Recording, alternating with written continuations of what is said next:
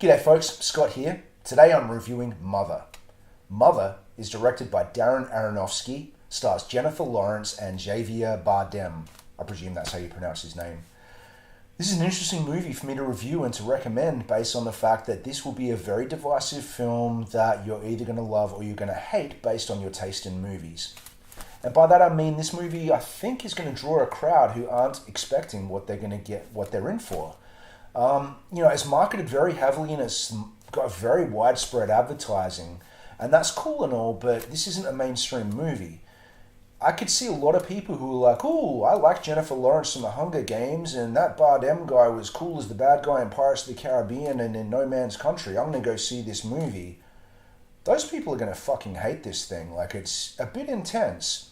If you're a fan of Aronofsky's work, especially of Requiem for a Dream and Black Swan, both of which I really love, and also The Wrestler, they're probably his standout movies for me personally, then you would know that he makes some pretty dark shit. He makes some very psychological stuff. He does not hold back when it comes to confrontational and controversial themes. I applaud that because I like to be, taken out of my comfort zone when it comes to watching movies. But if you're just some average cinema-going guy, this could be too much, perhaps. So I'm just going to do a quick, but I'm going to have to really go into spoilers if I want to talk about this movie, about how I really felt about it. So for the short side of things, if you hit that Aronofsky box and you like Black Swan and you like Requiem for a Dream, then you're probably going to like this too. I'd recommend you go check it out. If you've never seen either of those two movies, maybe check one of them out before you go see this, because if you don't like them, you won't like this. Now, from this point on, I'm going to go full spoilers. I'm warning you right now, if you don't want to know anything, you've had ample opportunity now to stop this video and come back later when you've seen the movie. So here we go. As everything this year, I'd never seen a trailer, I didn't know a synopsis, I knew nothing about this movie going in.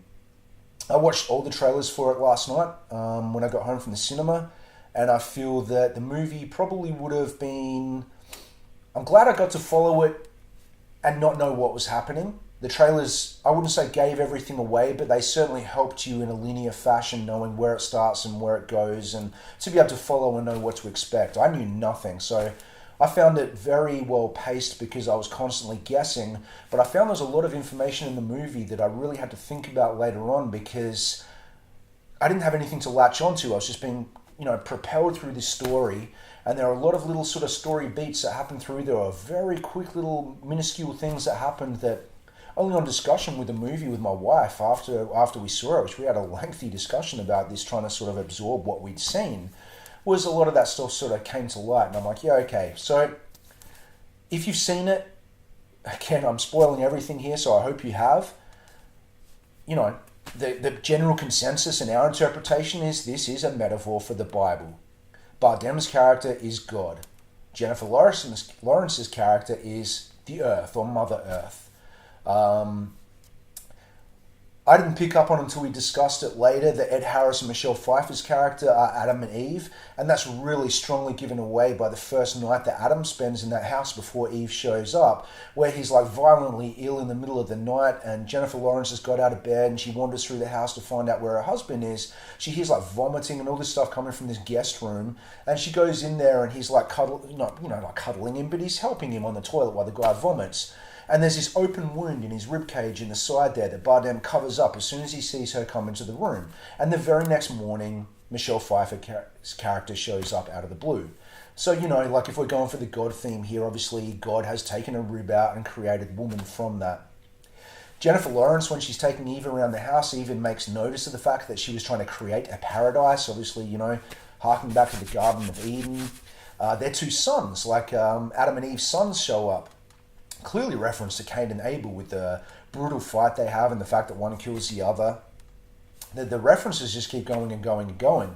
The fact that Bardem's character is a poet, a poet, who had written this once really beloved piece of work and then has been hiding in this house, not hiding, but secluded himself in this home in the middle of nowhere with his wife Jennifer Lawrence, and hasn't written anything and is writer's block and is really struggling to come up with something to compete with his previous work.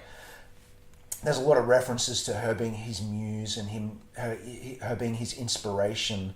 But basically, when he finally does this, after all this shit goes down in the house, and he writes this like opus, this poem that the whole world just, flips it on its head, that's clearly reference to him having originally written the Old Testament, writing the New Testament, the New Testament introducing the Christ character, because, right at that time she becomes pregnant and has a baby. So, these themes just keep going and going and going and going. Also, I think with the fact that it's a very repetitious story, and the fact that it begins how it ends, how it began, and there's a cycle of, one iteration of Mother Earth moving into the other, and they're not quite the same. It would be, for me, like, the especially in the Old Testament, the way God would, basically wipe the earth clean and start from scratch, removing humanity from it, and all the people invading the house would, really symbolize the struggle with men over, like the word of God, and fighting over religion and all this kind of stuff like that. It's very intense, the metaphor to it. I don't know if I feel that that's a good or negative thing, to be honest. Like, I think I need to see the movie again at one point to really sort of watch it knowing all that stuff going into it. I definitely, like I said, I found it paced well, and I found the story evolving in front of me very interesting. But once it got to the point where the baby was born, and again, we're going full spoilers here, and that baby is basically taken from the mother, and God gives it to the people, like Jesus was presented to the people, and of course they kill him, and they ingest his flesh, just like communion. This keeps going and going, again, nailing home that New Testament reference. That's just so heavy with those religious themes now that I sort of go back and look at it. The only thing I've not been able to really get my head around, I haven't done too much researching into like fan theories and things like that, is constantly throughout the movie, before you really know what's going on, she's always rushing off to the bathroom when she's almost on the brink of having some kind of, I would have thought, anxiety-based breakdown, and she's drinking this like strange yellow powder she puts into a drink, and that seems to make her stable again and like help her out. Doesn't really explain ever what that was, and I never picked up the metaphor for it. So, if any of you have figured that out and want to leave a comment, like, please do so, because I'd be intrigued to hear what you think of it. So yeah, that scene at the end, like, I think is going to be the most divisive part of it. Those people I spoke about earlier in the review who haven't seen an Aronofsky film and aren't used to being really challenged and confronted as film goers, that scene's going to be too much. You could clearly feel that people became uncomfortable in the theater during that. Jennifer Lawrence takes a hell of a beating from a group of people not long after that. That's, again, pretty confrontational. I've seen so much horror and so many video nasties that really nothing, it's all water off a duck's back for me. So nothing in it really got to me that effectively. But I could tell there was a tension, specifically in that scene towards the end. Yeah, I think I liked it, but I didn't love it. Right now, I would certainly not put it up there with Requiem and Black Swan. Like I said, I really want to see it again to sort of, either make myself convinced that I liked it or drive home the fact that I didn't. I don't think I've got really that much more to say about it. It was well made. It was well shot. I really liked with the tension side of things, because it's a thriller, even though the trailer might make it seem like it's more of a horror. I love the very close-in, tight camera angles constantly on Jennifer Lawrence as she was going around this house, and it really made it feel tense, and it showed obviously her point of view a lot, and there were a lot of spinning camera angles around her very close in during scenes and stuff, and it made it somewhat isolated and claustrophobic, obviously the house being isolated away from everything. I liked all that. It was well made. Everyone in it acted very well.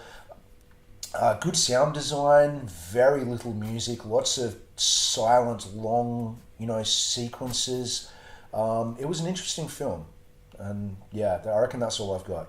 So look, I hope you enjoyed the review. Feel free to leave comments on what you thought. If you have a completely different metaphor or felt differently about the movie, I'd love to hear your reasons why. And I'll be back next week to review Kingsman. As always, please subscribe to my channel if you haven't already and you like my stuff. And thank you again for watching. See ya.